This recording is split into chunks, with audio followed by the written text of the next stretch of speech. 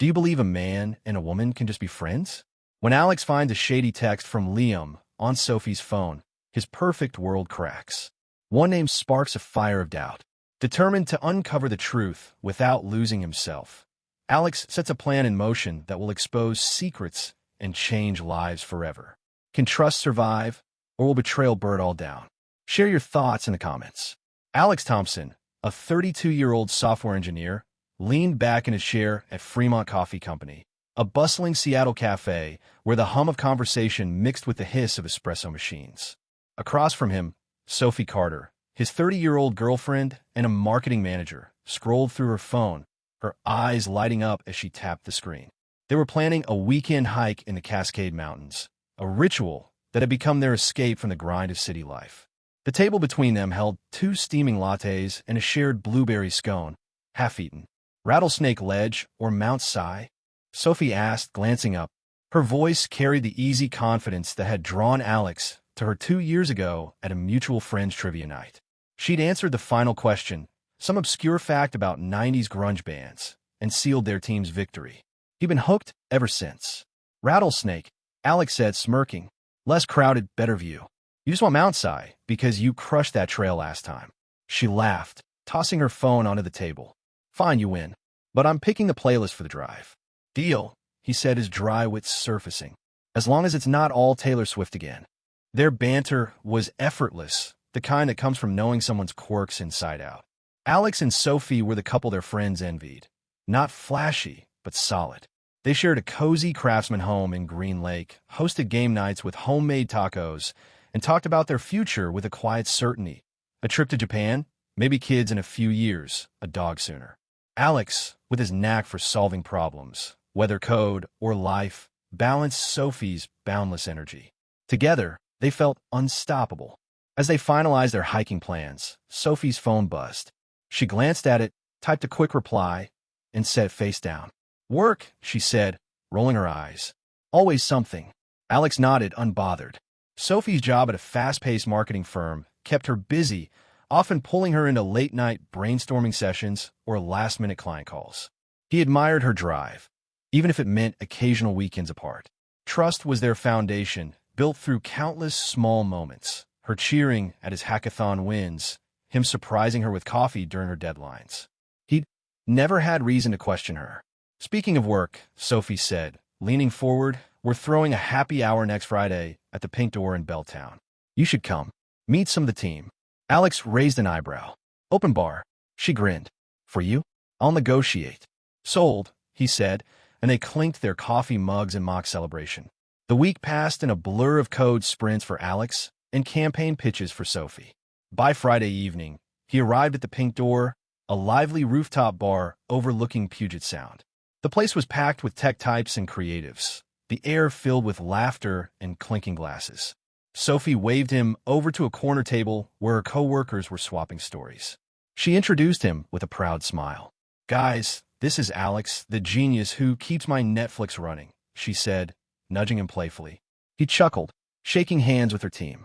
Then Sophie gestured to a guy standing nearby, sipping a craft IPA. Oh, and this is Liam, my work buddy. He's the one who saved our last campaign when the client flipped out. Liam, about their age, flashed a polished smile and extended a hand. Good to meet you, man. Sophie's told me a lot. Alex gripped his hand, noting Liam's easy confidence. Likewise, he said, keeping his tone neutral. Something about Liam's posture, too relaxed, too familiar, set off a faint alarm in his gut, but he brushed it aside. Sophie laughed at something Liam said, a quick inside joke about a client's bad logo, and Alex watched her ease. She was in her element, charming as ever. The night rolled on, with Liam hovering near Sophie, recounting stories where she was the star. He leaned in close to share a quip, and she laughed, her hand brushing his arm. Alex sipped his beer, observing. He wasn't the jealous type, never had been. But Liam's presence felt like static, subtle, but persistent. When Sophie excused herself to the restroom, Liam turned to Alex. So you in tech too?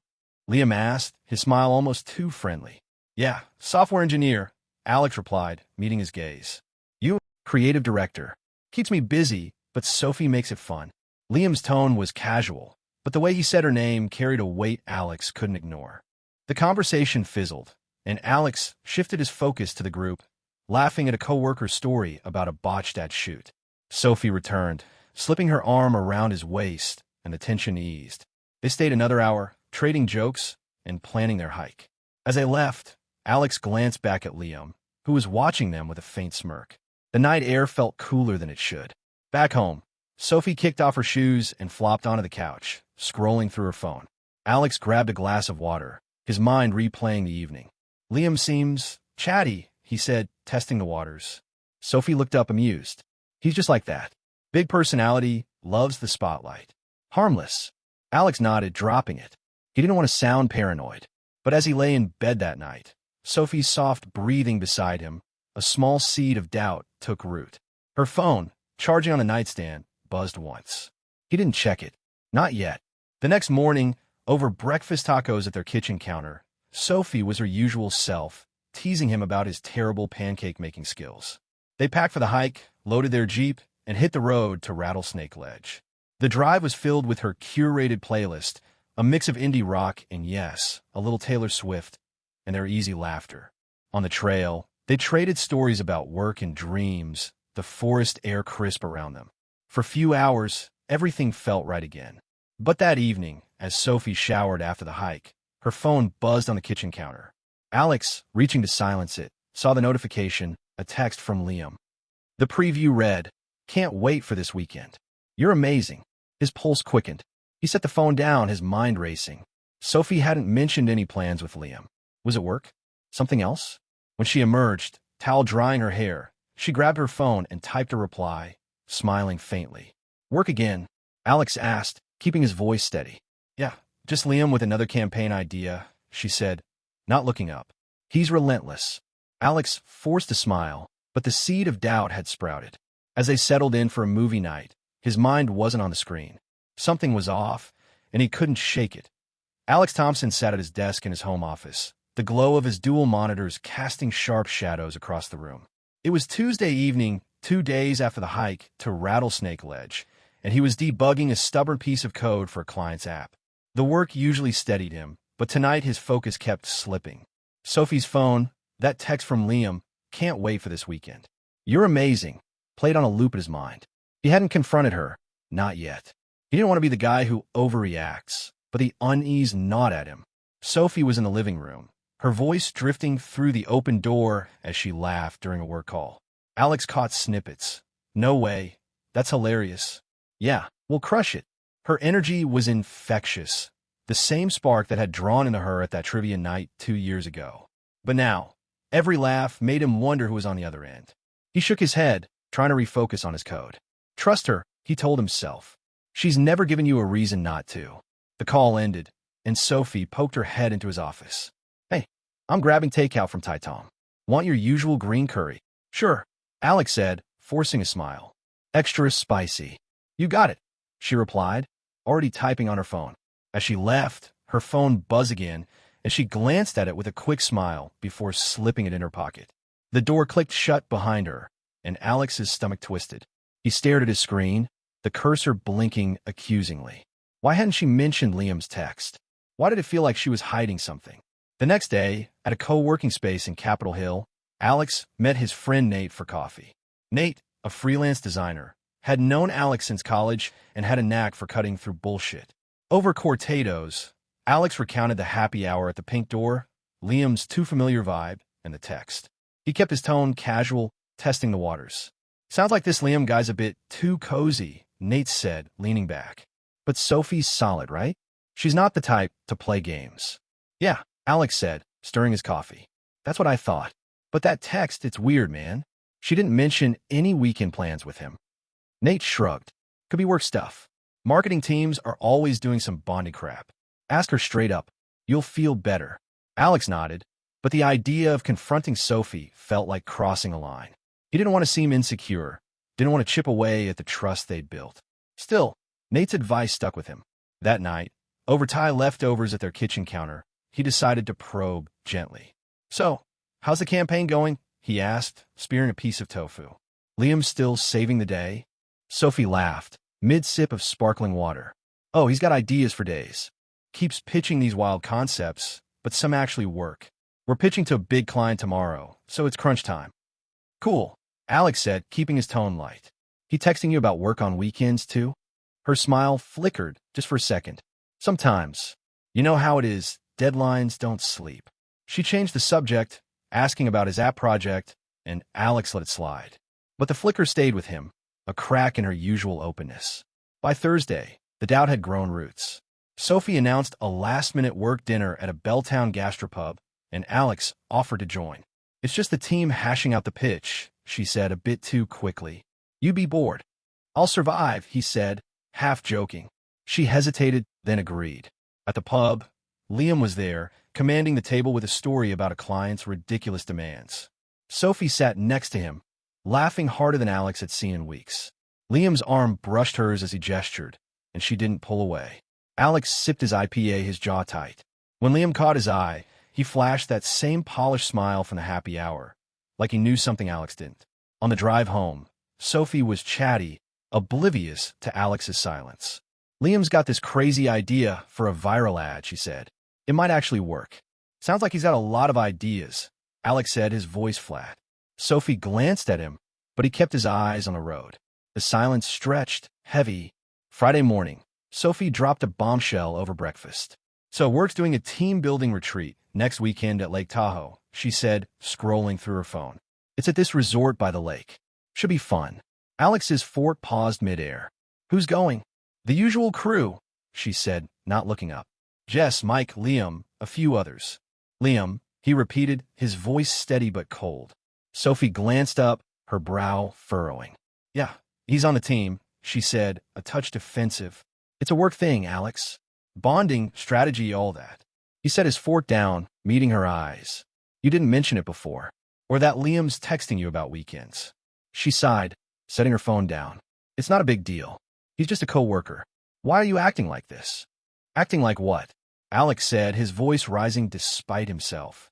You're laughing with him, texting him, and now you're going away for a weekend with him. What am I supposed to think? Sophie stared at him, then laughed, a sharp, dismissive sound. You're being paranoid. Liam's harmless. It's work, Alex. You know I'm all in with you. He wanted to believe her. Her eyes were steady, her voice firm.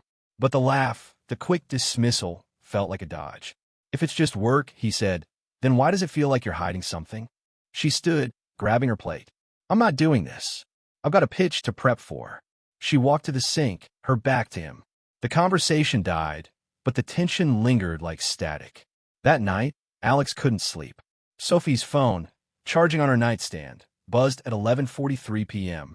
He didn't touch it, but the sound was a needle in his chest. By morning, he made a decision. He wasn't going to accuse her, not yet, but he needed answers. At his desk, he opened a private browser and searched Private Investigator Seattle. He found a firm with solid reviews, based just outside the city. The call was quick, professional. He gave Sophie's itinerary for the Tahoe trip, described Liam, and stressed discretion. The investigator promised a report by Sunday. As he hung up, Sophie called from the living room. Hey, want to grab brunch? I'm craving waffles. Sure, he said, closing his laptop. He joined her, smiling through the knot in his gut. They walked to a nearby diner, joking about her terrible sense of direction. For a moment, it felt like old times. But as she checked her phone, laughing at a message, Alex's resolve hardened. Trust was everything, and he wasn't sure they had it anymore. Alex Thompson stared at his laptop screen. The code he was supposed to be debugging blurred into meaningless lines. It was Friday evening, a week after Sophie's casual mention of a Lake Tahoe retreat. The air in their Green Lake home felt thick with unspoken tension. Sophie was in the bedroom, packing a small duffel bag for the trip. Her voice carried through the open door, humming a tune as she zipped up the bag. Alex's fingers hovered over the keyboard, his mind elsewhere, on the private investigator he'd hired, on Liam's smug smile, on the text that had started it all. The past week had been a tightrope walk. Alex kept up appearances, joining Sophie for takeout, laughing at her stories about work, but every interaction felt like a test. Her phone buzzed constantly. Work, she said, always work, but she'd angle the screen away when he was near. At a trivia night with friends, she'd stepped outside to take a call, returning with a quick smile and no explanation. Alex didn't push, but the seed of doubt had grown into something he couldn't ignore. He tried talking to her one last time, over breakfast that morning. They sat at their kitchen counter, coffee steaming between them. "This retreat," he said, keeping his tone even. "What's the deal with it? You've been vague." Sophie sighed, setting down her mug. "It's just team building, Alex. Trust exercises, strategy sessions, maybe some kayaking. You're making it a thing." "Liam's going," he said, not a question. "Yeah, he's on the team," she replied, her voice sharp. "What's your point?" Alex leaned forward, his eyes locked on hers. "My point is, if you go on this trip with him, we're done." "I mean it." Her laugh was sharp, almost mocking. "You're serious? It's a work trip, not a romantic getaway. You're acting like I'm sneaking around." "Then why does it feel like you are?" He shot back, his voice rising before he caught himself. He took a breath, steadying. "I'm asking you to stay, Sophie. For us." She stared at him, her expression a mix of frustration and disbelief. "I'm not canceling a work commitment because you're feeling insecure. I've been nothing but honest with you." She stood, grabbing her phone. "I'll see you Sunday." The door slammed as she left for work, leaving Alex with the echo of her words. Honest. The word stung because he wanted to believe it, but the pieces didn't fit. Her quick dismissals, Liam's constant presence, the late-night texts. It all added up to something he couldn't unsee. He'd hired the investigator after that first call, providing Sophie's itinerary, the name of the Tahoe resort, and a photo of Liam from her company's website. The PI, a calm voice named Elena, promised results by the weekend's end. Now, as Sophie packed, Alex sat frozen. She poked her head into his office. "I'm heading out early tomorrow. You okay?" "Yeah," he lied, forcing a nod. "Have fun." She smiled, oblivious, and disappeared back to the bedroom. Alex's phone vibrated. A text from Elena. On site. "We'll update tomorrow." He exhaled, the weight of his decision settling in. He wasn't spying out of spite. He needed the truth, whatever it was. Saturday morning, Sophie left at dawn, her Jeep crunching gravel as she pulled out. Alex watched from the window, her taillights fading down the street. He spent the day working, or trying to, but his mind was in Tahoe. By evening, his phone pinged with an email from Elena. The subject line was blank. He opened it, heart pounding, and found 3 attached photos with a brief note. Taken today, 3 to 5 p.m. discreet as requested. The first photo showed Sophie and Liam walking along a lakeside trail, hands clasped, her head tilted toward him. The second captured them on a wooden bench, sitting close, his arm around her shoulders. The third was the gut punch. Under a pine tree, away from the resort's main area, they were kissing. Not a fleeting peck, but a deliberate, intimate moment, frozen in high resolution. Alex's chest tightened, his breath shallow. He'd suspected, but seeing it was like a blade. He sat back, staring at the ceiling. Anger simmered, but it was overshadowed by a strange clarity. This wasn't just a betrayal. It was the end of the life he thought they had. He didn't cry or yell. Instead, he acted. He called a locksmith, scheduling an appointment for Sunday morning to change the house's locks. Then he started packing Sophie's things, books, toiletries, the yoga mat she used every Sunday. He worked methodically, filling boxes with her belongings, each item a piece of a life he was closing off. He contacted her sister, Emma, in Portland, arranging to ship everything there by Monday. Sunday dawned gray and heavy. Alex met the locksmith at 9 a.m., watching as the deadbolt was replaced. He updated their shared account passwords, Netflix, the security system, even the grocery delivery app. It wasn't about revenge. It was about reclaiming his space, his peace. By noon, the boxes were loaded into a delivery van, and Emma confirmed she'd received them. Alex sat on the couch, the house quiet except for the hum of the fridge. He felt hollow but resolute. Sophie texted around 4 p.m., back in a few hours. Dinner? He didn't reply. Instead, he forwarded Elena's photos to Emma with a short message. She'll need a place to stay. This is why. He didn't need to explain further. The truth spoke for itself. When Sophie's Jeep pulled into the driveway at 7 p.m., Alex was in his office, the door locked. She knocked, then pounded, her voice muffled but sharp. Alex opened the door. What's going on? Her key didn't work. She'd find that out soon enough. Her phone buzzed with texts, then calls, all unanswered. After 10 minutes, the knocking stopped. He heard her car start, then fade away. Alex leaned back, the photos still open on his screen. He didn't feel triumph, only a quiet resolve. The trust they'd built was gone, and no amount of her laughter or promises could rebuild it.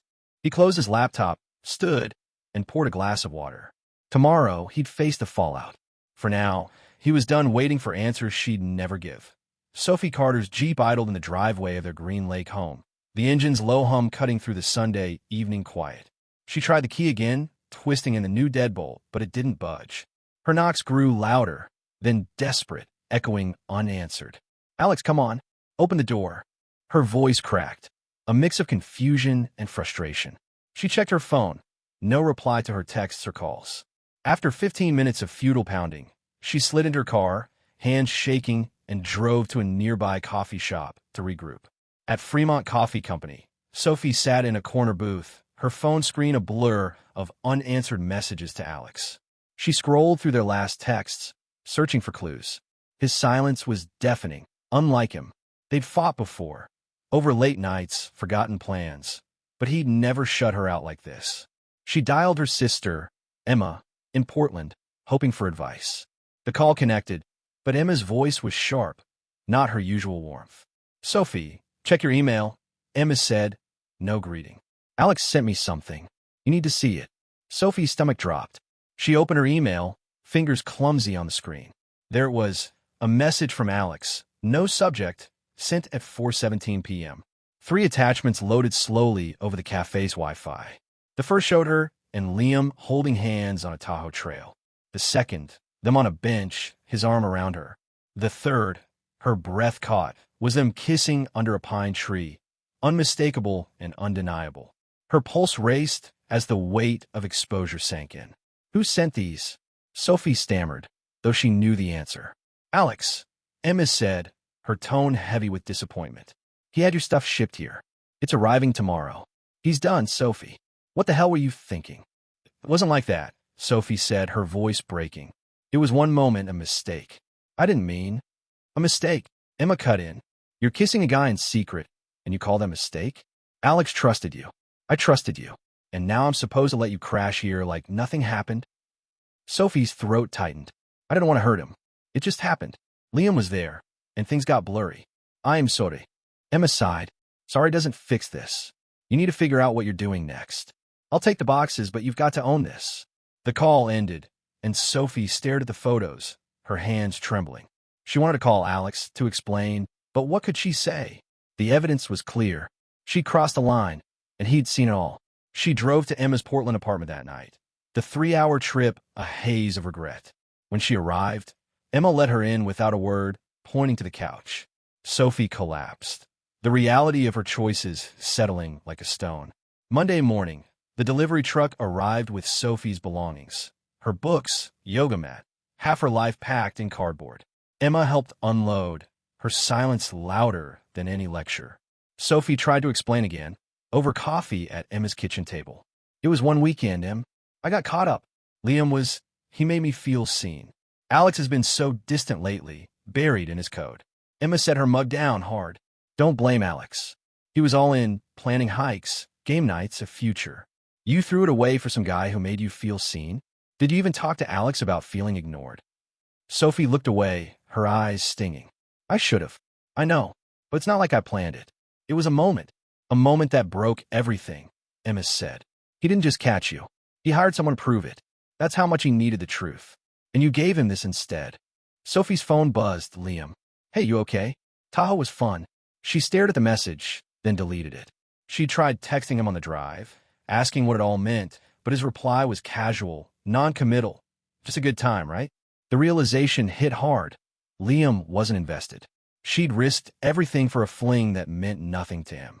Back in Seattle, Alex woke to a quiet house. He'd spent Sunday night alone, no TV, no music, just the hum of his thoughts. He didn't feel anger, not anymore. Only a clarity that came with closing a chapter. He called his friend Nate, meeting him at a Capitol Hill diner for breakfast. Over pancakes, he told Nate everything. The photos, the locksmith, the boxes. Nate whistled low. "Dumb, mun. That's cold, but I get it. You had to draw a line." "I didn't want to be right," Alex said, cutting into his food. "But I couldn't keep pretending everything was fine." She made her choice. "You gonna talk to her?" Nate asked. Alex shook his head. "What's left to say? She knows why. I'm done chasing explanations." Nate nodded, respecting the finality.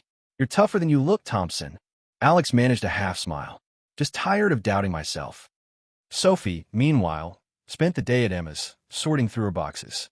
Each item, her favorite mug, the scarf Alex bought her on their first trip, felt like a reminder of what she'd lost.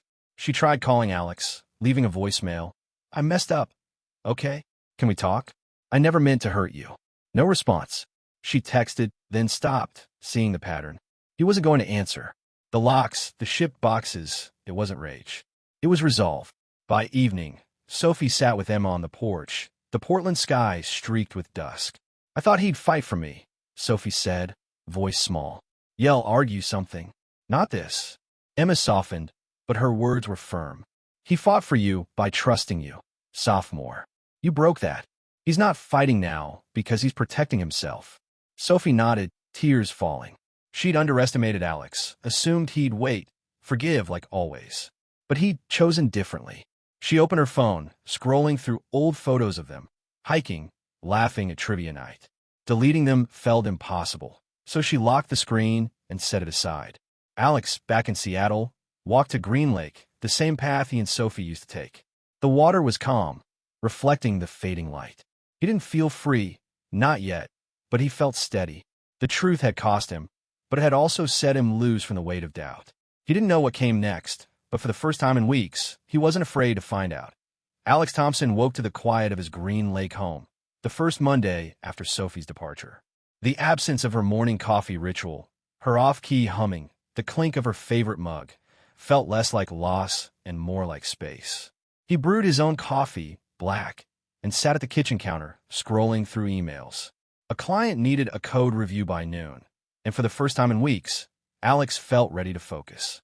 The truth, painful as it was, had cleared the fog. He spent the morning working, the rhythm of debugging grounding him.